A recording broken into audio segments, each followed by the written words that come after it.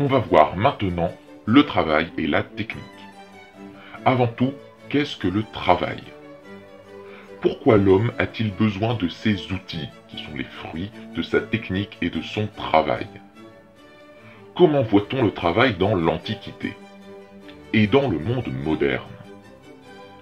Quelles précautions l'homme doit-il prendre face à ces progrès technologiques?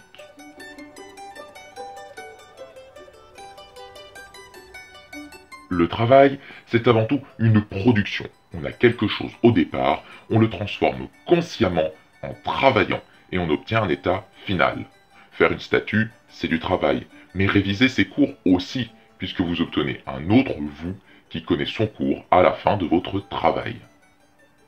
Face à la nature, l'homme est désarmé, sans gros, sans griffes, sans poison, rien. Ce sont ses outils qui lui permettent de survivre. Sa technique, qui évolue constamment, lui permet de se prolonger, comme lui donner le pouvoir de tuer à distance par exemple, et de dépasser les forces naturelles. Il peut voler. Dans l'Antiquité, en Grèce antique, il y a ceux qui travaillent pour vivre, pour gagner leur croûte, comme les marchands ou les artisans.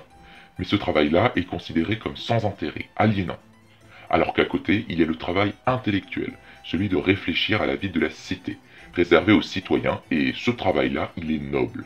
Dans le monde moderne, le travail de l'ouvrier est utilisé par les capitalistes pour s'enrichir, dans un rapport de domination. Le travail est alors aliénant pour deux raisons. L'ouvrier, donc celui qui travaille, ne récupère pas le fruit de son travail.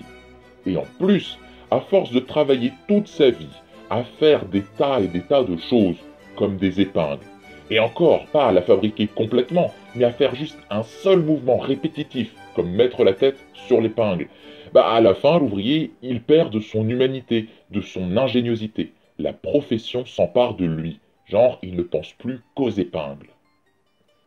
Plus l'homme dépasse la nature, moins il en prend soin. Les progrès peuvent être un danger pour l'homme et pour la nature.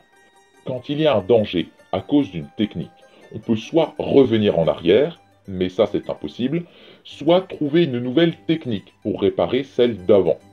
Mais il faut surtout que l'homme réfléchisse à chacun de ses progrès, qu'il anticipe pour voir si ça fera plus de mal que de bien.